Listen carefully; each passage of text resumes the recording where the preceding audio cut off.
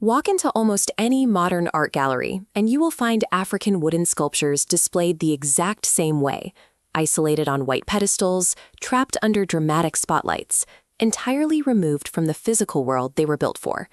This framing dates back to the early 20th century.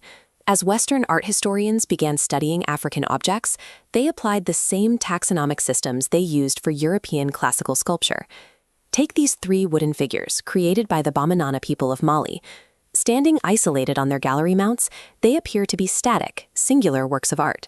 When early scholars like Karl Kiersmeyer and Robert Goldwater first cataloged these works for Western audiences, they placed them into broad, rigid categories to make them understandable to a foreign public. They established a primary classification for these human carvings, tools designed specifically to promote fertility. When an object didn't fit the fertility model, scholars assigned a second universal classification: objects used for ancestor worship. This dual framework is an ethnographic illusion. Relying on these broad Western categories stripped the figures of their localized meaning. To find the actual logic behind these forms, we have to look toward the specific social institutions of the Bamana themselves. A recent wave of empirical field research in Mali actively refutes the old idol theory. Bamana figures are highly specific tools. Their forms and functions are entirely dictated by the localized social institutions that commission them. The Bamana themselves classify these specific wooden objects using the indigenous term mafale fenwen, meaning things to look at. These sculptures operate as active aesthetic anchors. They are engineered to command a crowd's attention during public and private performances. The spectrum of their actual use is vast, spanning from public coming-of-age rituals for young women to the highly restricted secret initiation societies of adult men. To understand the art, we have to discard the museum placard and reconstruct the indigenous Bamana framework from the ground up.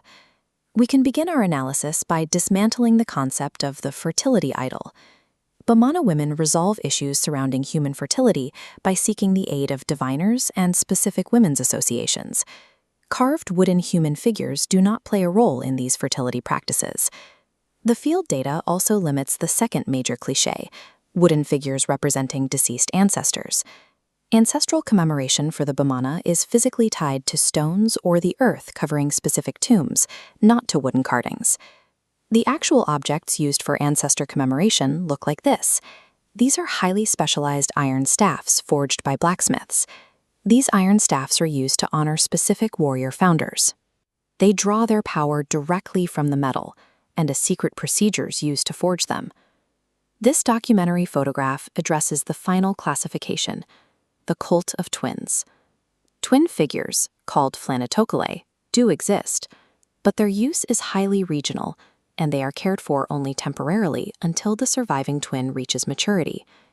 The empirical data demonstrates that the generalized assumptions that dominated Western art history for decades do not hold up to the reality of Bamana life. If these objects are not universal fertility tools or ancestors, what is their indigenous purpose? They execute the mechanics of mafale fenwe. The sculpture acts as a deliberate visual magnet, directing a crowd's thoughts and attention during a specific ritual. To see this pure aesthetic function in the public sphere, look at the solima bere, or excision staffs, carried by young Bamana women. These specific staffs are commissioned by fiancés, who offer them as tokens of love during the young woman's healing period following excision. The pursuit of extreme beauty in these staffs creates intense social competition. The visual quality of the object actively demonstrates the status of the young woman carrying it. This operates alongside the related concept of masiri, or decoration, where human figures are added to functional objects to increase their visual allure. Notice the heddle pulley and the door lock here. Carvers add virtuoso human figures to these everyday tools as a silent, tangible boast of their blacksmithing skill. In the public sphere, visual attraction is a mechanical tool.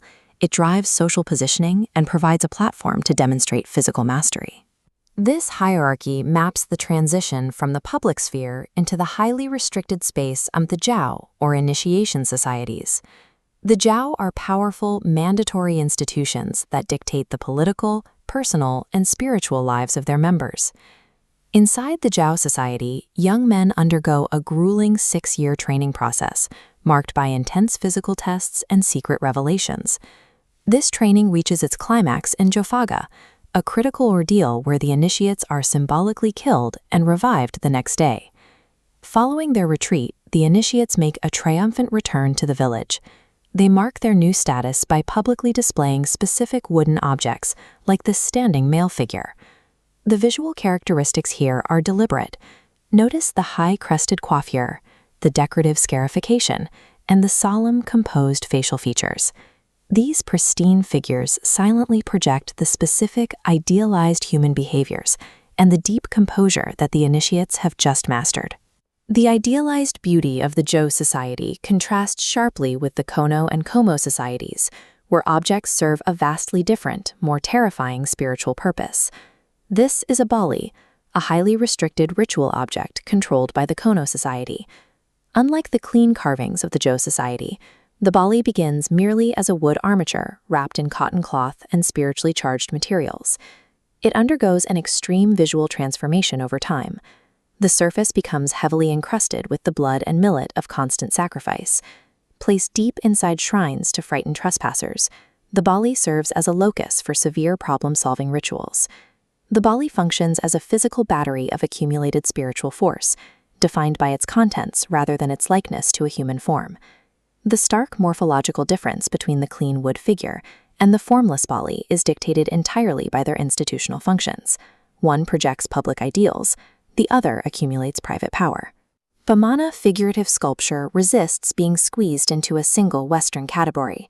This split screen visualizes the extreme ends of the spectrum, the highly delineated beauty of the public sphere on the left, and the terrifying sacrificial density of the secret sphere on the right. Every object we have examined is united by a single indigenous concept, Neanaje Fenwa, or things used in performance. Whether commanding attention through an exhibition of pure physical beauty or radiating fear through sacrificial mass, they are all precise psychological tools. By mastering the mechanics of visual attraction, Bamana carvers dictate exactly where the community looks, revealing how their art shapes social and spiritual reality.